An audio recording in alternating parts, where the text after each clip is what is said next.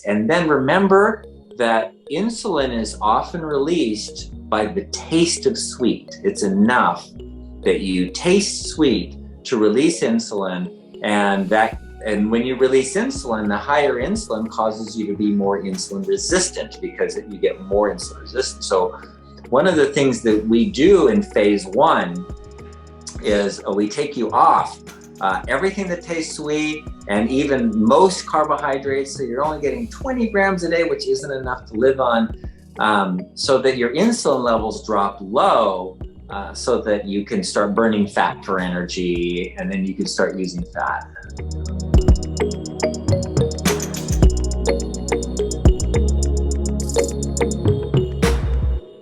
All right, guys, we're live. Hello, welcome. Today we're talking about death drinks. Looks like Joe went and filled up his death drink cup. No, I'm kidding. He's probably drinking water. What's in there? It is water. Thank you. Speaking of which, check this out, guys. I don't have the cover for it, but have you guys seen the hydro jugs? Should we have seen the hydro jugs? Yes. I mean, they're basically trending everywhere, but so these are hydro jugs. This one's plastic, which whatever. They have glass ones as well. And then for Mother's Day, my husband actually bought me, all these little gimmicks. I fall for him every time, but he bought me the sleeve that goes over it. And it has a little strap so you can carry it. Like if you were going to yoga class, or basically I don't, but I mean, I do stuff here. So I drink out of this big thing at home and it's super cute. So whatever you got to do to drink more water, I guess, or some water even for some people. So just a fun little thing I thought I'd share. I feel like we're getting to the point where eventually we're going to all be carrying around 5-gallon jugs with straps over us and straws, like back in like maybe helmets with the straws coming off. I mean, that would really help people stay hydrated. And it depends on what you're eating too, because I remember I watched, people, Dr. Saunders is talking about this a lot too, where you can drink too much water. Anything in abundance is probably not good for you. So this is literally only like 50 some ounces, I think 55, 60, something like that. So it's not like I'm going to flood myself, but it might have been more of the, like, when a fisherman catches a fish and they just hold it up to the camera, it looks like. That's true. I suppose you're right. You're right. Yeah. This did look pretty big. It is big. It is very nice though. It's cool. I don't think I would get that color personally myself. Go to Shields. There's like 50 colors. Ah, okay. All right. You guys, Dr. Saunders is here and I'm still talking about my water jug, but we're talking about death drinks today. So it'll all tie in somehow. But I've been gone. I was gone last week. And so I feel like I haven't seen my friends, Joe and Dr. Saunders, for a while now. And so it's good to be back. I did have a little knee scope. Those of you who've been hanging around here for a while know I had my ACL repaired last year. And then I was one of the lucky few people whose ACL decided to regrow itself. And so we have some tissue that was in there that grew. And I think they call it a cyclops lesion. And so I had to have that scoped and removed. And so I'm feeling good. Yeah, don't look up cyclops. I asked my doctor to stop calling it that. It was too scary. But anyway, so I'm on the mend and I'm excited to just feel good here soon. So, but today we're talking about death drinks. We have Joe and Dr. Saunders, and these two, they're so fun. You guys, yeah, I'm just thankful that I get to even be on the webinar. I just do the background stuff. So, but before we start, I've talked enough now. Let's just do a quick disclaimer. Dr. Saunders, would you mind doing that for us? Okay, no, I wouldn't mind.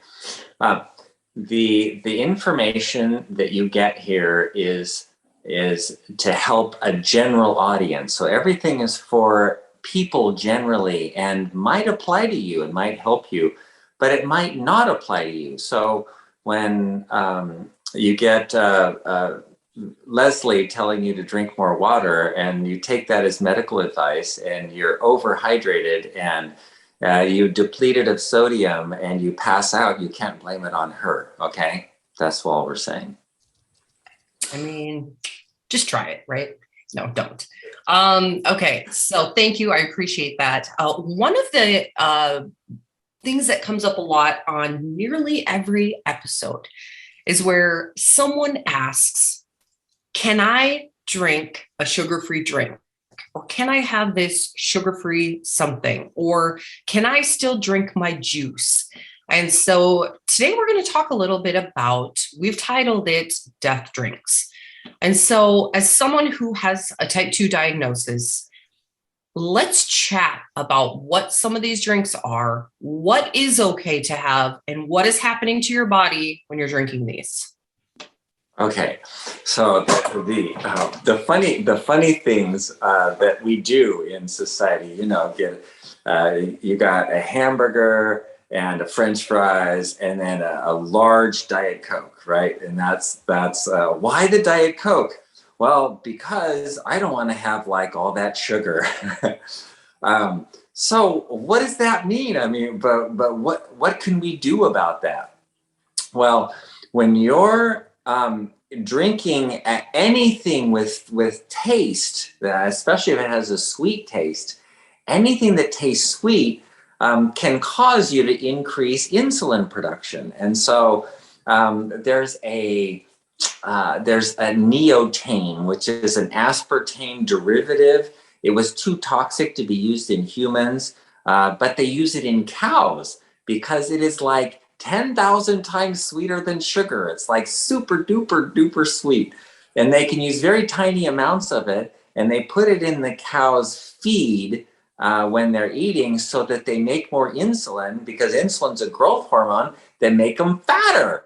I'll give you another example of that. If you know any women who have had babies over 9 pounds, yes, why do women who have like prediabetes or diabetes, they have these large babies? Why are the babies so large? Okay, so insulin doesn't go through the placenta. The mom has the insulin, the baby has the insulin, right? They're totally separate. But sugar does go across the placenta. So the mom has high blood sugar, and the blood sugar is going into the baby. The baby's got all this sugar coming in, and makes a whole bunch of insulin to bring that sugar into the cells, which is a growth hormone, and makes the baby get fatter and fatter and fatter. So then, you know, you end up with a 10 or 11 pound baby because they had all this extra sugar and making that high insulin levels. And that's what the cows do. That's how they fatten up cows, is they give them, but instead of sugar, they use an artificial sweetener. So, and you're like, what the heck? There's no calories. This is like a Coke Zero, right? Zero means zero. That's nothing, right? Wrong, totally wrong. So think about this. Every time somebody is advertising something, they're selling you something. And if they're selling you something, you're not going to get the truth.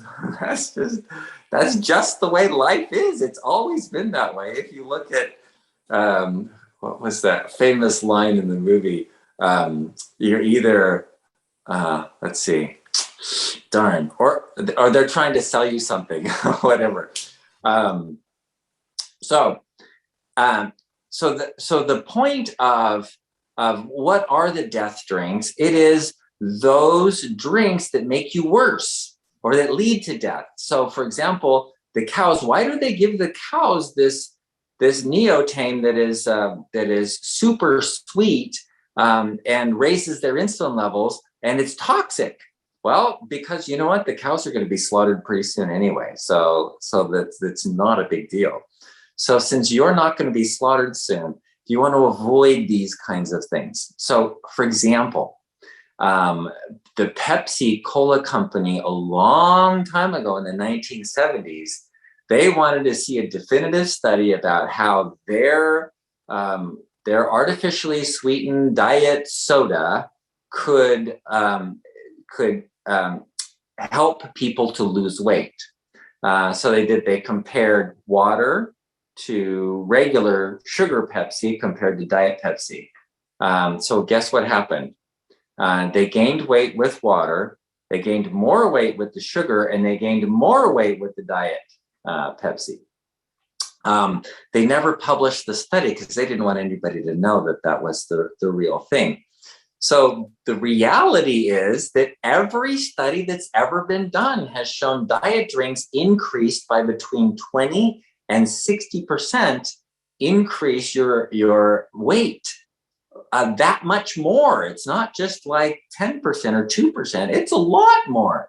So the reason we call them death drinks is because we're in a diabetes program, right? We have people who have insulin resistance.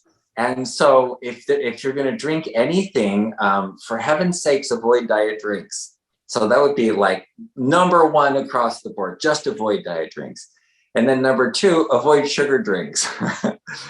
and what we often don't consider as a death drink is juice.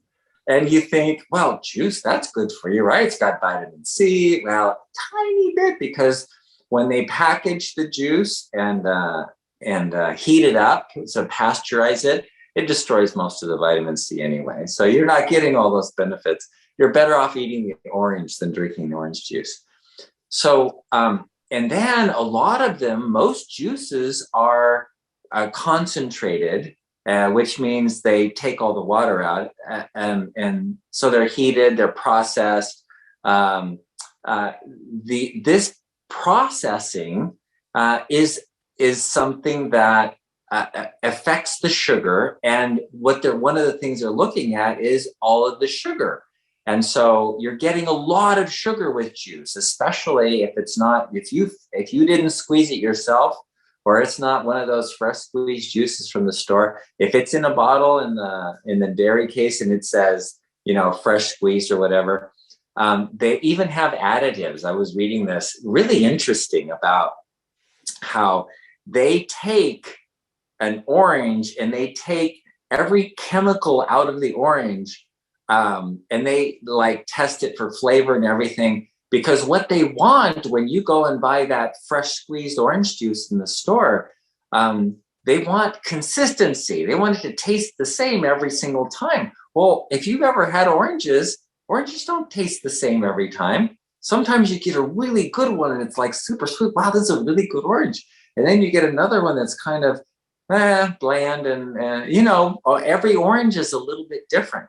Well, they want consistency. So if you buy that brand, the Minute Maid brand is always going to taste the same. It's always going to taste like Minute Maid brand. So what they do is they extract out of the orange all the different flavorings and different things that have different flavors, and they add them in. So it's still 100% orange, right, juice, because it comes from the orange. But they're manipulating all the flavors and stuff, which includes the sugar. So think of juice as a processed sugar drink, because that's what it is, unless you squeeze it yourself. But then let's get to the next part. What if you do squeeze it yourself? Like fresh squeezed orange juice, for example. Well, for heaven's sakes, eat the orange. Because why? Because the fiber is so good for you. The fiber helps you grow good bacteria. It keeps your bowels moving properly, prevents you from getting hemorrhoids and diverticulosis. So, you're better off eating the orange than drinking the juice. And then when you want to drink some water. Like what Leslie was saying just a few minutes ago, drinking water is good for you, and getting enough water to get hydrated is good for you. Now, having said that, sometimes juice is really good. And if you have a small amount of juice, just remember if you're counting your carbs, look at it, because it only takes a 6-ounce juice, and you've already gone over your 20 grams a day, right? So then if you look at it that way, you go, it's probably not worth it. You might as well drink the water and eat one orange, because one orange has something like 14 grams of carbs. So 2 oranges and you've already gone over. And how much juice are you getting out of that? Well, not a lot.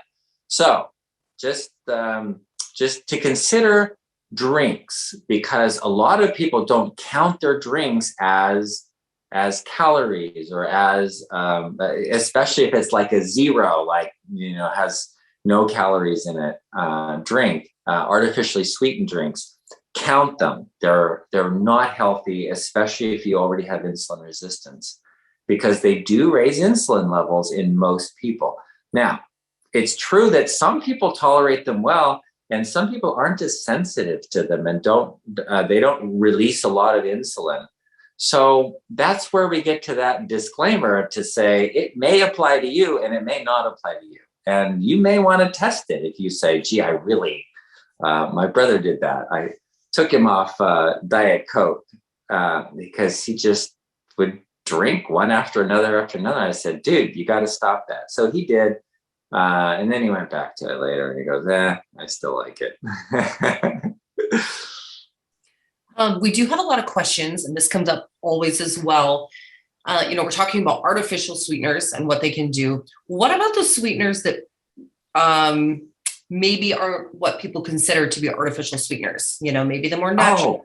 Stevia, that's a good one. Monk fruit, etc. Monk fruit extract. Yeah. Stevia, these totally natural artificial sweeteners. And they're using a lot of sugar alcohols now. Things like erythritol, xylitol, and those are sugar alcohols. And they're saying xylitol is really good for you because it stops the growth of bacteria and prevents you from getting like bad breath, and it protects you from tooth decay. And it's really good for you.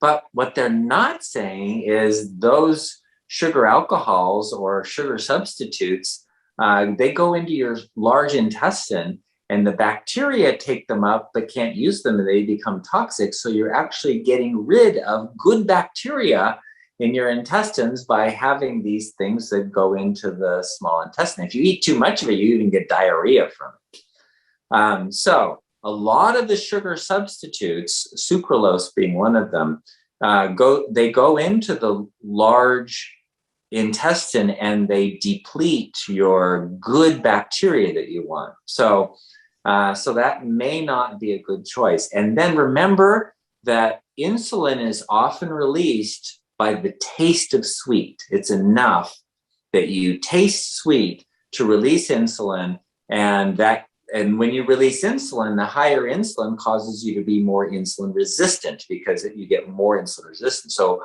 one of the things that we do in phase 1 is we take you off everything that tastes sweet and even most carbohydrates. So you're only getting 20 grams a day, which isn't enough to live on, so that your insulin levels drop low, so that you can start burning fat for energy, and then you can start using fat. So sugar substitutes might prevent you from using fat. So anything, even monk fruit extract. And someone said yesterday they were on coconut. Oh, it's coconut sweetener. It's perfectly good. But I looked it up. Coconut sweetener is sucrose. It's just like table sugar. He says, yeah, but it's natural. It's like totally natural. It's got all the stuff in it. Yeah, that's good. Okay, it's got some fiber and some nutrients in it, and it's kind of like you can get that freeze-dried cane juice, which is, again, it's sucrose, but it has all the other stuff in it, like molasses, right? But anyway, so avoid the taste of sweet is a very good way to live. I didn't think about that. Like, I'm just looking at some of these comments and I'm thinking, okay, notice your response to some of your favorite drinks, even thinking about them, and how you already may start salivating. Your body reacts to things before you even have it in your mouth. Yeah. And Dr. Saunders has talked about that. So I know it's difficult, and I know someone's going to get on here and say, so what can I drink? And so I hear you. I'm going to be really honest. Some of you maybe missed in the beginning when I was showing my new hydro jug. Sometimes I have to purchase fun water bottles in order to be excited about just drinking water. So I do understand. That's why some people buy those machines that make crushed ice. They're so expensive, but people love it because it's just more fun to drink water if you have the cute little crushed ice or cubed ice, I think is what it's called. So that's kind of my response, but Dr. Saunders will have some ideas and maybe some recommendations for alternatives, or some ideas of what is okay to drink. And while we're at it, maybe you can tell us, can we put fresh fruit into our water? Does that count? Yeah, it counts, and it actually works really well. And so there are a lot of things that people drink that if they say, I just can't drink water, I have to have something in it. Well, I have somebody, she drinks broth and she likes her broth, and that's what she drinks, and that's okay. And other people will have like lemon water, put lemon in it. My wife puts chia seeds. She'll put like 2 tablespoons of chia seeds in a glass of water and squeeze a lemon in there. And she loves it that way because she can't just drink plain water. Yeah. Other people will have a tea, and sometimes it'll be like a diluted tea, like you get some peppermint, for example. You make a peppermint tea and then have an iced tea, or a regular iced tea, as long as you don't put sugar in it. And it's the same thing. The tea just adds a little flavor. You don't have to put sugar in it. You don't have to put stevia in it or anything. You just have that little flavor. And a nice mixture of teas. The naturopathic doctor that I was working with came up with this blend, and it was ginger with licorice. And licorice has a sort of a sweet flavor, but it made a really nice tea blend. And we had that as an iced tea, and you could drink stuff like that. They're really good for you. Licorice and ginger both help repair the intestines. So if you were to have that, and so there are a lot of things you can do that I was just thinking, I said licorice is sweet. I wonder if that increases insulin. Oh, funny. I don't know. Have you noticed that? The licorice has kind of like a sweet, it might taste sort of, to you. Yeah, that's because maybe not to most people, because you don't eat a lot of sweets. Right. But I'm not sure. Anyway, so herbal teas, things you like. My wife also makes a hibiscus a tea that's really good. She squeezes lemon in it, and she likes it. Doesn't put any sweetener in it. Interesting. This is good. Let's just ask, how do you feel about coffee? Is coffee still okay for people? Oh, well, good question. Can't take away all their drinks and their coffee. Now we're going to be in trouble, and our viewers are going to drop down to 0. So be gentle. Okay. So here's the strange thing about coffee. Everybody always expects, coffee's going to be bad for you or something. And but in all the research that's been done, there really is nothing that coffee causes that's bad. Like, okay, some people get jittery and they can't drink coffee because it makes them nervous and jittery. Okay, fine. They can't drink coffee because they have that reaction. Other people can't sleep if they drink coffee during the day. Anytime during the day, they won't sleep at night, for example. It doesn't have to be like right at night. So there are specific things, but that's sort of an immediate effect. The long-term things, there's really nothing associated with coffee drinking that is bad. So it's not associated with diabetes or heart disease or cancers or even anxiety syndromes and problems. Some people, they just have a reaction to it and don't drink it. But for most people, it's not an issue. So then the question comes, what are you going to put in the coffee? So if you're putting a bunch of sugar in there, or sugar substitute to make it sweet, because a lot of people don't like black coffee, then that's where the problem lies. So if you're okay with drinking black coffee or iced coffee or whatever, that's okay. Okay. Lots and lots of comments. So yeah. Sorry if I've been a distraction here. I've been experimenting with the background behind me here because I had this bright, shiny sunshine beam of light behind me that was making my head glow, and now we have a black blanket hanging from the ceiling. So it's a little bit of it's either all bright or all dark. And is one of your sons home? Yes, Cedric is home.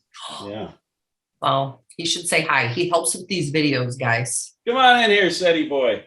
So Cedric does actually, maybe he should, if he's feeling up to it, should say hello. You're on the webinar, Ced. So Hello. Cedric actually gets to watch all of these webinars over. He edits them. He makes them look nice. And so this is Joe's, let's see, second eldest son. Second eldest and first tallest. He is tall. Yeah, I'm going to guess he's back there working out. He likes to work out. So, nope. Are you? No, just hanging that thing up. Oh, okay. Mm-hmm. And did I miss any? I don't know. He does a lot of stuff. That's just what I talk to Cedric a lot because he does a lot of these videos, but he does a lot of work for everybody on the team. So. Oh yeah, it's good stuff. What is your title? Creative digital media Digital specialist? media graphic design specialist. Odd projects. This is a sneak preview, but he made our stickers. We got new stickers. Look at that. Fiber greens and cute. The fiber greens is cute. Magnesium. Look at that. I just like stickers. These are for the backs of our laptops or iPads or whatever. So don't tell anyone else on the team. It's going to be a gift for our retreat next month. All right. Well, we'll have to wait a month to publish this, I guess. Yes. All right. So anyway, easily distracted here, but I think it's always fun for you guys to get to see who else is on the team and working in the background. And we're pretty much like one big family. Obviously with Joe's people, but the rest of us, we all spend a lot of time together and we all kind of like each other, which is, I think, pretty unusual. So, okay. So many questions about, I'm not Dr. Saunders, but I'll just tell you what he already said. He wouldn't recommend, most of the sweeteners. We're getting a lot of questions about the sweeteners still. Let me just chime in quick. So yeah, go ahead. I really like this Celsius drink. I think it's a Costco, product, but or that's where we buy it. But it says accelerates metabolism and burns body fat on it. So I'm wondering, like, is that marketing or is there like some study that they did? Like, yeah. Can you actually say that? What's in it? Does it taste sweet? There's a sweetener. Oh, yeah, yes. it's got a sweetener. Let's see if I can find what the sweetener is. And again, like Dr. Saunders said, you have to see how you do with sweeteners. Not everyone is the same, right? My husband likes Celsius also. Sucralose.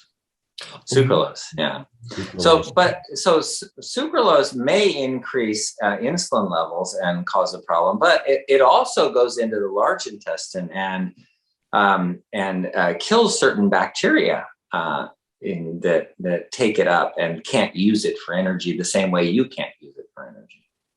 Yeah. And it's like an energy drink. So it's got taurine, guarana extract, caffeine, glucolactone, ginger extract, green tea. So yeah, I know drinks are tough. You were talking about it. They can be like, addictive to the brain. And even if they're really not like necessarily, when you think of addictive things as being like drugs and alcohol, but like, yeah, what caffeine's a drug, right? I mean, a lot of these sweeteners are all drugs in a sense. Sugar is a drug. What is a drug? Like a drug is something that alters your brain, right? So I don't know. Yeah. I think like a lot of them are the things that we use to help us feel better because, life is hard, it's painful. And so we have all these drugs to help get us through, so to speak. Right. And so whether that's food generally or sugar or caffeine or heroin, so I don't know if they're all the same. Smoking. I was just talking to someone today. He said, well, I used to smoke cigars, but I gave them up. And I said, well, people who smoke cigars live longer than people who never smoke as a rule, because people who smoke cigars are more relaxed. Yeah. Well, that is kind of something to keep in mind, though. Like if you can find better alternatives that aren't so difficult that it just drives you super stressful, and like, if you really love ice cream, like we talked about ice cream last week, I think, and it's like, well, yeah, like it doesn't mean you can never have ice cream again, but like let's find some ways to like reduce it, or maybe find a substitute that's a little, you know, that's healthier, that isn't going to do as much damage and stuff. So like, you know, yeah, like how hard of a rule do we have to be here? Like you can never have stevia, you can never have, you know, sucralose, diet drinks, they're all death drinks, you know. Well, you got to take that with a grain of salt too. And you got to look at like big picture, like, okay, it's better than drinking a full, you know, 100 grams of carb Coca-Cola to have a Diet Coke, probably, maybe. I mean, that's debatable. So it's like, no, that's the point of all the research has shown the diet one is worse than the sugar one. So like, but there are some healthier alternatives like monk fruit, stevia, potentially, right? Well, no. Hey, I will just go ahead and say this, because this is what I do believe. Oh, and my diabetes solution kit is over there, but I bet I bet Joe has one right in front of him. What Dr. Saunders recommends, for those of you who are just coming onto this webinar for the first time, the whole point of this webinar is for us to talk about type 2. And we really recommend that if you're somebody who maybe is pre-diabetic, you weren't sure, or you've been diagnosed with type 2, the goal is to use the diabetes solution kit. Okay, there are 3 phases in the diabetes solution kit. The first phase, don't add these things into your first phase. That's my personal recommendation. That's what's worked for everybody else. Make it simple, do the hard stuff. And then when you graduate to phase 2, that's where you get to kind of see how your body responds to these things. And you can ask some of these people in the chat here, that's what they've done. A lot of these people I've talked to, we've done webinars or we've done chats like this on Zoom, and they've had great success by sticking to the plan in phase 1 the way it was written. And they're very careful and meticulous with it. And then as they graduate, they see how their body responds to these things, the stevia or sucralose or whatever it is. And you're finally at that point where you're like, wow, that's not worth it, or, oh, it is worth it. So there's my long answer, because that's what I've seen from the customers, our friends here who sent so many messages. If you can just be strict with it, for some people, it takes hardly any time to get past phase 1. Some people it takes longer, but either way, you're doing good things for your body and for your health. So you can do it. You can do hard things. We've seen it and we know you can do it. All right. I'll step back now. I'll let these guys take over. That was great. That was great. And I just got to say, Dr. Saunders, thanks for keeping me honest here too, because I like to throw out like, well, yeah, but what about this? And you're like, no. That's what I do to him too. I know he's going to tell me to fast every time I text him, but I still try to see if there's another solution. There never is. But all right, you can't beat what works. I know, but sometimes we just say, can't you just give us something else? Isn't there a pill to take care of this problem for me, so I don't have to do the hard stuff? That's true. You know, that's interesting. I've been watching videos from somebody who's a longevity expert. And he's a medical doctor, and he's been studying longevity, but he's looking at it from the point of view of, you know, what drugs can increase your lifespan, and always looking for a pill, this pill, that pill, what supplement, what drugs.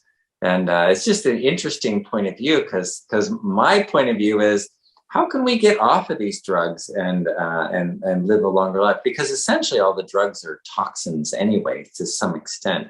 And so metformin, we talked about, you know, longevity you can have with metformin.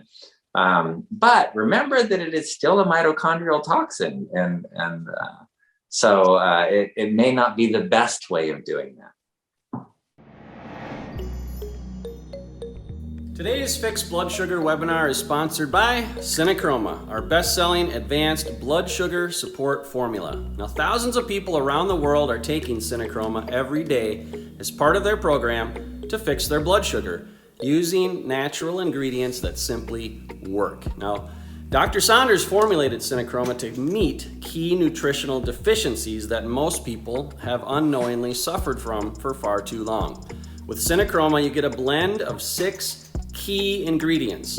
The perfect combination of chromium, vitamin D3, and vitamin K2, which it's important to take those 2 together, selenium, vanadium, and our 10-to-1 cinnamon bark extract.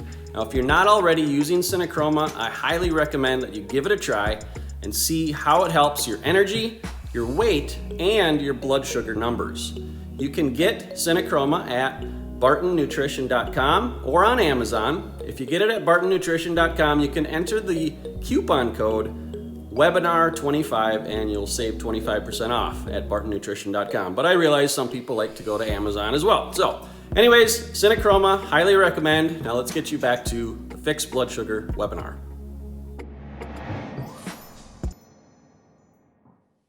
All right. Good stuff here. I'm going to get to these questions, guys. One more thing. If you have not visited bartonwebinar.com, go there. You will find a link to all of our YouTube. Well, you'll find a link to our YouTube channel where you can find all of our episodes. We're on episode number 139. So there's a few you could listen to over the weekend, but really good information. People ask questions every single time, and we usually pick a topic each week. So go there, check those out. You'll also find a link to all of our supplements, the diabetes solution kit, etc. And if you use code webinar25 at checkout, you'll save 25%. Okay, I will post that in the comments here shortly, but let's go ahead and go to some of these questions. Many repeated questions, but if you haven't asked a question yet, you can go ahead and post that in the Q&A. It's the best place for me to kind of manage it. Some of these we've probably already done. Someone mentioned coffee with their cream, and I think that depends on if you can, or coffee with cream, I'm sorry. That's how I like to drink it too. I like coffee with my cream. I think if you can tolerate dairy, I mean, cream is low carb. You know, if it's heavy whipping cream, right? Yeah. I like it that way. I have to be careful with my fats, but anything else you want to add to that? No, that's, essentially that's okay if you put cream in it, because that mellows it out, as long as you don't put sugar in it. Yeah. All right. We have someone who says, I don't drink water. I can't find anything to drink. Don't know what to do. Okay. Go for a whole day without drinking. And when you're super thirsty, drink water. I swear that works. You drink water, you go, water is so good because you're really thirsty. So give yourself time to get really thirsty and then drink water. And there's no problem generally. Remember, this is general information. Generally, there's no problem with going for a whole day without drinking anything.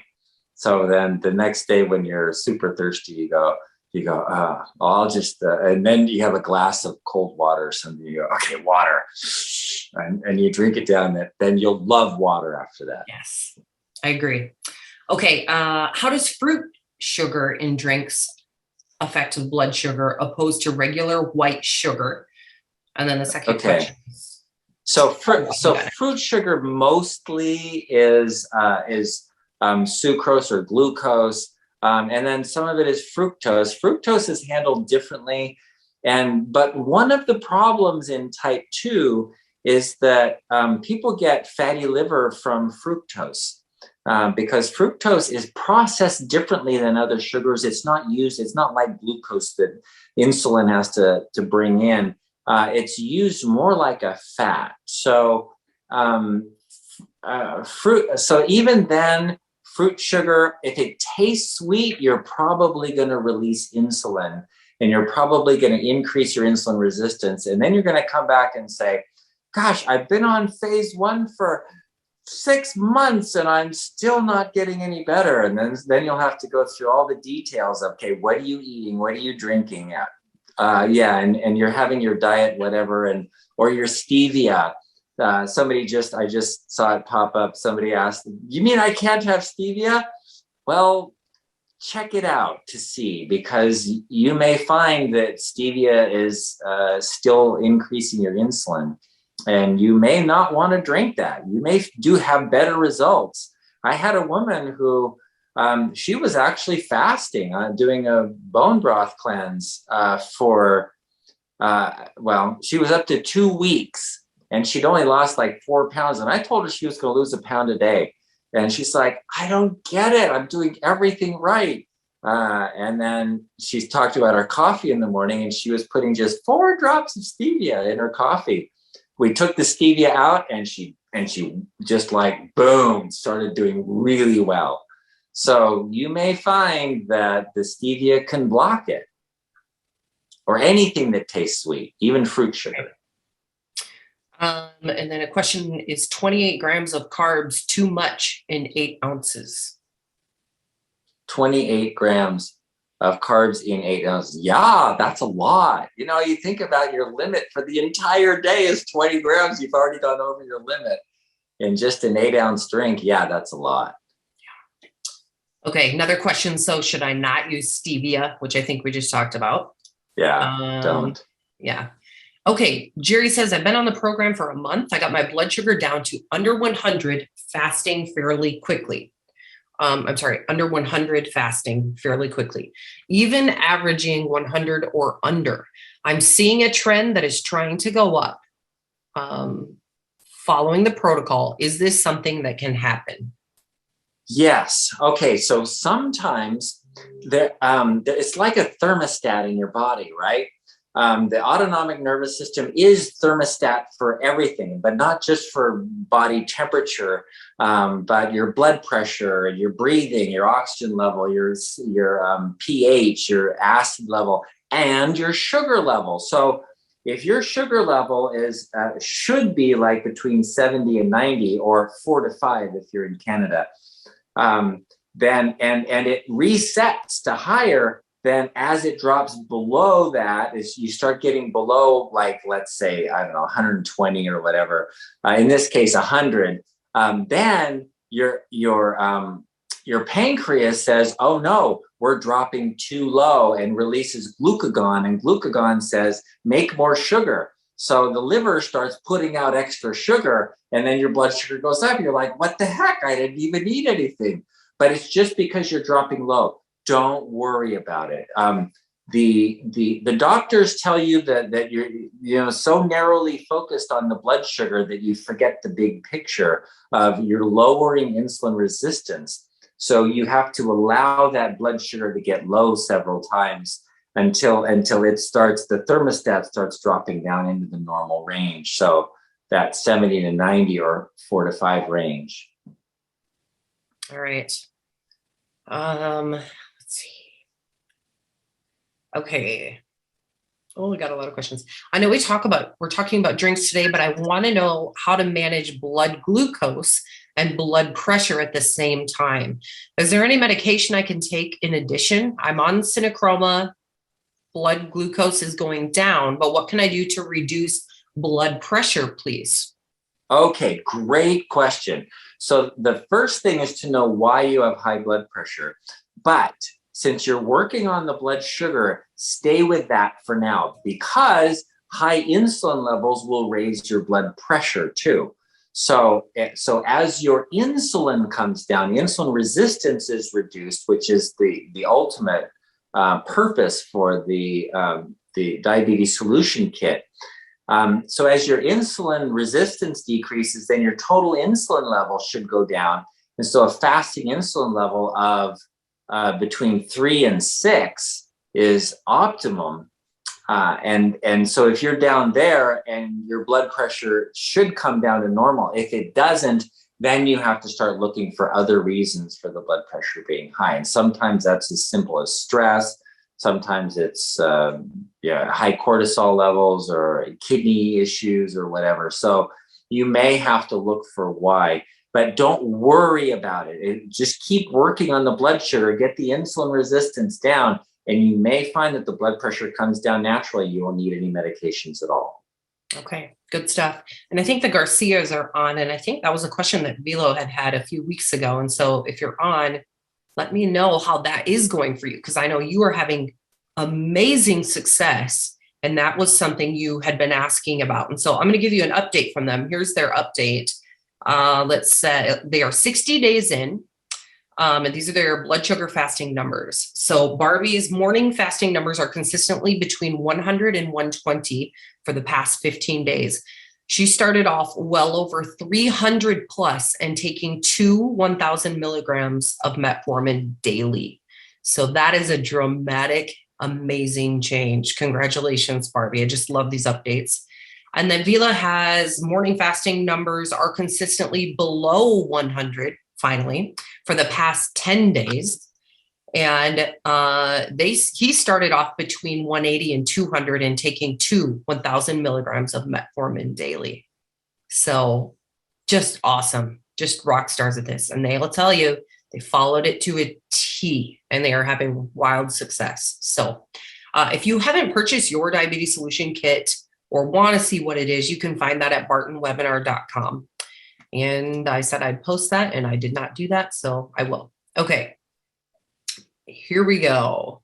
How do you count carbs with fresh fruit? Oh, good question. That's an excellent question. What I do is I look it up online. There's a nutrition website that I use, and the nutrition websites, most of them will tell you, medium size and a large size or a small size of an apple. And then you can see how much fiber is in it, how much carbohydrates and fats and proteins and all that. And so it's pretty easy. All right. Let's see. Tom says, I read somewhere that after a meal, especially if it has carbs, it's good to go for a walk to get your body burning correctly. What about in reverse? If you worked hard and then ate a meal with carbs, will it burn the carbs as if you worked out after? Oh, that's really cool. That's a great question. Okay. So this is the wonderful thing about the body. This is the mechanism of the body is so amazingly intricate and adaptable to so many situations that yes, it works fine. And in fact, what happens is if you're like before you've eaten anything, your stomach's empty and you're going for a walk or exercising or whatever, the calories that you're burning are generally that come from your liver. Your muscles store glycogen, and so you're using up that sugar. So then what happens? If you do that exercise and then you go eat something, then what happens is the blood sugar goes up, and those carbs are just brought into the muscles and the liver, and they replenish the supply of glucagon. So yeah, it's great either way. Awesome.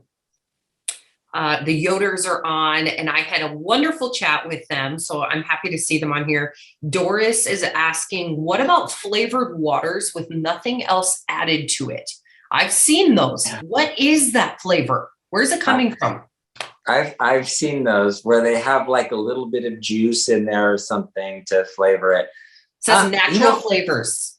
Yeah, I think those are okay. And they're not like sugary, sweet or anything. And and I've had some, and I think they're fine. I guess the best way to look at it is just what Leslie was saying before. Test it. Check it out. If you have a water that's flavored with a little bit of raspberry in it, then raspberry extract or whatever it is, and that's really they don't have a lot of sugar in them, in other words, and so you're probably going to tolerate them pretty well, and they're not super sweet, so they're not going to release a bunch of insulin.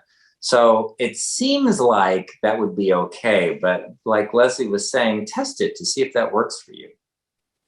Okay. Deepa says, is sugar alcohol a fructose? No, sugar alcohol is like xylitol or erythritol. Those are the common ones.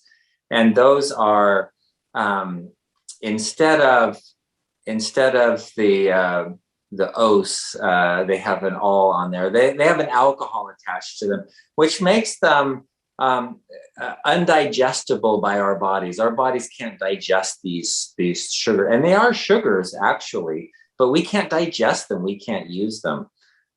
So they go right through your intestines, and they can cause diarrhea, because you can't digest them. They'll go into your large intestine. I've noticed that. I cannot tolerate those. Okay. And then Deeped said, stevia is usually in small sachets. Yeah, sachet. Or sachet. Yeah. Okay, so it's processed. So would it be better than to have the leaf? Yeah.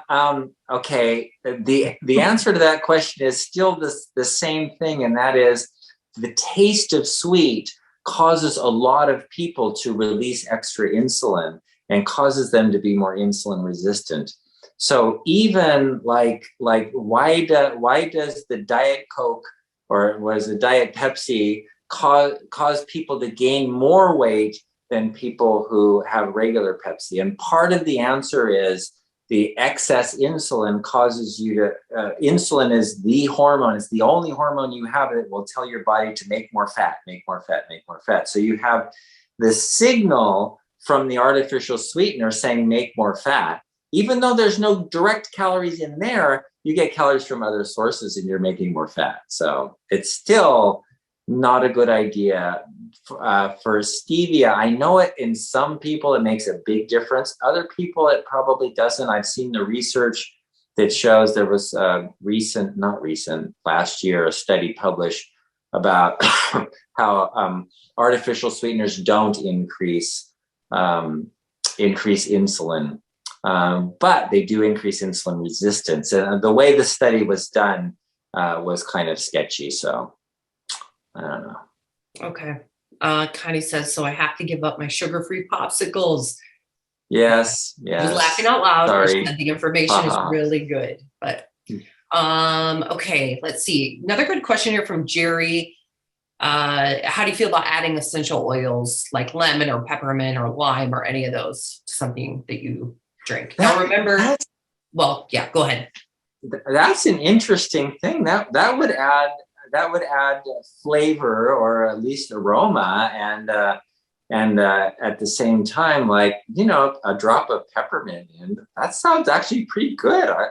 I might even try that. I think it's a great idea. I would do that. Be careful adding peppermint if it's water. I will say that, because the peppermint tends to rise to the top, I feel like, and it will burn your mouth if you drink that. And so it's not always recommended that you drink essential oils. So that's why we have the disclaimer. Yeah. So you'll have to decide that for yourself.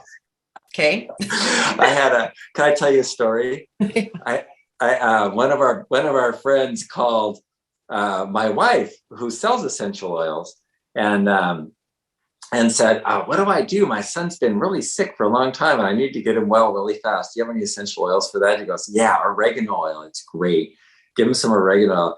So she calls him over, hey, come here and open your mouth. And she took the dropper thing and went like this in his mouth with oregano oil. And that kid went running down the hall, screaming his head off. And she's like, what the heck? And so she goes, puts it in her own mouth, and then goes, running down the hall, screaming her head off.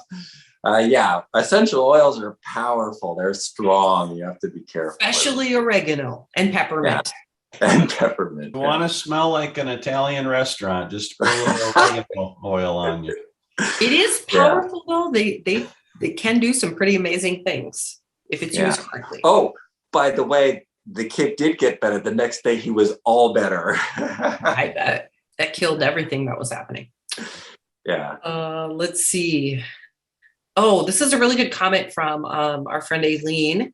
I find it interesting to try all the different kinds of bottled water. Each one tastes different, and it's like a game. Well, there you go. There you go. No Great game to play. Are you bored with your water? Yeah. See, these are fun little tips and tricks. You've come to the right place, people. We got good information here. This is good.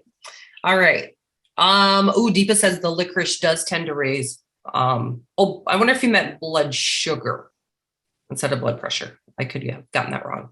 But Aileen also said, licorice has an effect on the potassium excretion from the kidney, so it can change potassium, so it can raise your blood pressure too. Yeah. Interesting. Okay. But Aileen also said that doing that with waters, trying different bottled water, really helped her with her Coke and Pepsi addiction. There you go. I had a comment about coffee inhibiting vitamin C, but drinking some is okay. So I said that coffee hasn't been shown to cause any problems. Yeah, it does inhibit the absorption of vitamin C, but if you're like having vitamin C or fresh fruits and vegetables at other meals where you're not drinking coffee. It's not going to be a big deal, but yeah, that is true. Okay. So many good questions and comments, guys. Roy is asking about, what about those pH balanced waters? They have magnesium sulfate and potassium bicarbonate for taste. Yeah, they're fine. They're fine. They're good. The pH balanced ones are fine. And the alkaline water, that's fine. Those are all really good. And there's some evidence, especially for diabetes, that if you have alkaline water, the tests were mostly done with sodium bicarbonate, but like you say, the potassium bicarbonate, the higher pH waters do decrease the risk of renal failure, of going to kidney failure and dialysis. So that is one thing that I'm glad you brought that up. See, this is good. This is good that we all get together and discuss it. I know. Because if you just put a half a teaspoon of baking soda in whatever water you drink throughout the day, that is enough to prevent people from progressing to renal failure. And several studies have shown that. So having that alkaline water is a really good idea. Awesome. For all of you, because of the diabetes. Yeah. Yeah. Our friend Anku, if you are in the Barton webinar Facebook group, and if you're not there, you should join it. It's Barton webinar. It's a private group. I do have to approve you, but you may have seen Anku. I posted Anku's video in there, and he is amazing. Has an amazing story. But he's just thanking me. I sent him a couple of his favorite supplements just as a thank you for sharing with us. And so again, a reminder, if you would want to chat with us about your story, we'd love to hear it. Message me, Leslie at bartonpublishing.com. I would love to chat with you. So let's see, what else do we have here? Okay, Krish. Hello, Krish. Welcome back. I have 2 questions. What is the best natural way to induce sleep, as I have difficulties in having a good night's sleep? I'm following strictly the 6-10 reset. What would help me to avoid the tossing and turning event? Let's see. I'm not going to try relax some sleep. Chamomile tea helps me only a little. And I think there's another part of the message. Oh, it's the second question. So we'll just do that. Okay. Sleep is a huge issue. In fact, we should probably do a whole webinar on sleep, but just some ideas to think about. Most of the sleep aids that you have in the pharmacy are antihistamines. Antihistamines block histamine, which is a wake-up hormone, and so in your brain, it's a wake-up neurotransmitter. So it blocks it so you don't have that wake-up anymore. So it allows you to sleep. The problem is those also inhibit acetylcholine and lead to Alzheimer's disease. So it's not a good idea to be on those long-term. If you take it, once a week, once a month, or once a year occasionally, that's not going to be a big deal. But if you're having a sleep problem, don't use those. So then what can I use is a good question. And most of the herbs are actually pretty good. And there's evidence that as we age, melatonin decreases over time. And melatonin is very important, and you get it from a lot of sources. There's food sources of melatonin. You make it in your intestinal lining, and you make it in your brain. So if you take melatonin, the higher levels of melatonin decreases your risk of having a lot of brain disorders, such as Alzheimer's disease, Parkinson's disease, degenerative brain disorders. And so you have a lower chance of degenerative brain problems if you have higher melatonin. So taking melatonin is great for sleep, and that's a good idea. So it's not one of those things that will block you from making it because you take it orally. And the amount that you take is tiny. So just 0.5 milligrams would be an okay dose for most older people. But 1 milligram, there's 3 milligrams, 6 milligrams. But even like people with cancer, they're testing them with 100 and 200 and 300 milligrams. So think about that, like 0.5 is sort of a low dose. and they have hundreds of milligrams on the other side of testing to see if that works for cancer. So, but it doesn't make them more drowsy. So it's not like a drug where more makes you more drowsy. All you need is enough, and more is not necessarily does not necessarily make you more sleepy. For example. Okay. We're almost out of time. We'll do this question here from Dennis. He's from Canada. So he says, why do I feel hypoglycemic when my blood sugar drops below 5? Okay. So 4 to 5 is kind of an average. That's a good place to be. That's kind of the 70 to 90 range when you're using the United States ones, machines. And that, so when it drops below 5, probably the reason for that is that your thermostat is set high, your sugar thermostat is set high in your body.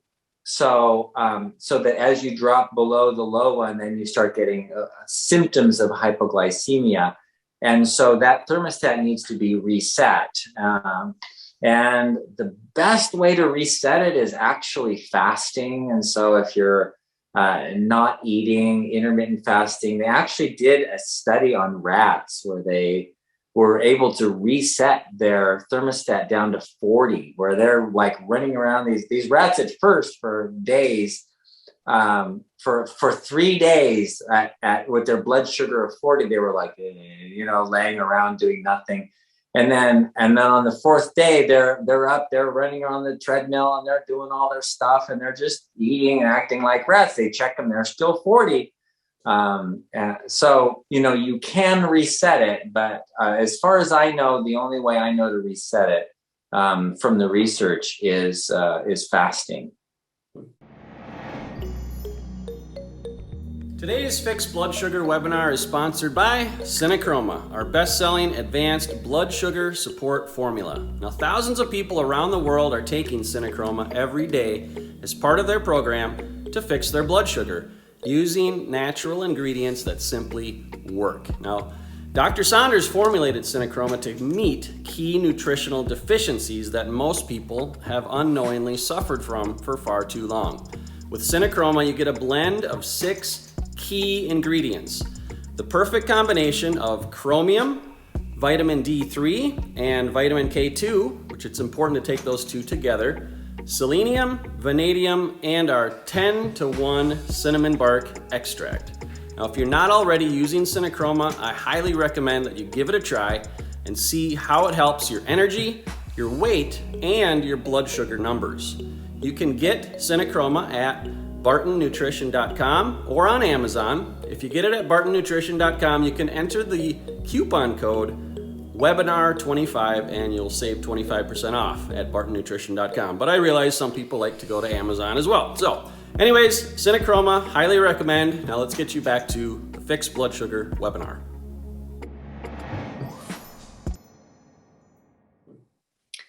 Okay, Anku, I don't know if you typed this exactly when I was talking about you or what, but he said, if you attend this webinar weekly and you really want to reverse your diabetes, I will advise you to pay serious attention to Dr. Scott Saunders' tutelage. He and his team are doing very well with this diabetes webinar, something my family physician fell short of doing. For instance, I've completely eliminated sugar and every form of sweets from my diet, and it has really helped. So. Oh, good. Yay. Thank you. Yes. So awesome. Such a just cool what we were thing. talking about today. I know, right? Yeah. So thank you so much for that. Dr. Saunders, I know you need to go visit patients, but really quick, Joe, do you want to chat about this exciting event that's coming up? Yeah, we've talked about this a little bit in the past, but we're going to be doing a Dr. Saunders-led health retreat immersion experience in just north of Phoenix, Arizona on August 18th through the 21st or 22nd, somewhere in there. It's not going to be cheap, but it's going to be amazing. And we're only going to have room for 6 to 10 people, maybe. We haven't quite figured that out, but it's going to be our first one. It's going to be awesome. We're going to all be getting together in the desert sunshine in the healing house down there. There's a pool, there's a hot tub, there's a massage chair, a Saragem massage table. There's a relaxation room. There's plenty of vitamin D available outside as well. Thinking about getting a cold plunge tub. But if you're interested in learning more, send an email to Leslie at bartonpublishing.com. And Dr. Saunders, you and I need to hop on a call and plan that out a little bit further. So yes. Yeah, that'll be good. So I'll text you about setting up okay. And because so many of these you guys on here, I feel like I know, and a lot of you I've met with, you've also messaged me and said that you want to be on this list. And so feel free to email me some things that you would love to have happen there. They kind of have an idea of what they want to do. But what would you love to see or to get more information on or whatever? I think we would love to hear from you guys. So Leslie at bartonpublishing.com. I just posted that in the chat. Yeah, it's like an immersion experience, like living, breathing, doing life together for 3 or 4 days, being able to ask Dr. Saunders questions, to hear him teach and share, and getting to know other people in the group as well, and building that community that's so important, and being on the same journey together. So, and we look forward to meeting you and spending time as well. And yeah, we'll work out the details soon and share that, but we're only going to share it through email to people that send Leslie an email message, pretty much. So yeah. Awesome. It's going to be amazing. Yeah. All right. Good. All right. Thanks, you guys. Okay. Thanks, everybody. See you. Bye, Dr. Saunders. Bye. Thank you, guys. We'll see you at the same time next week.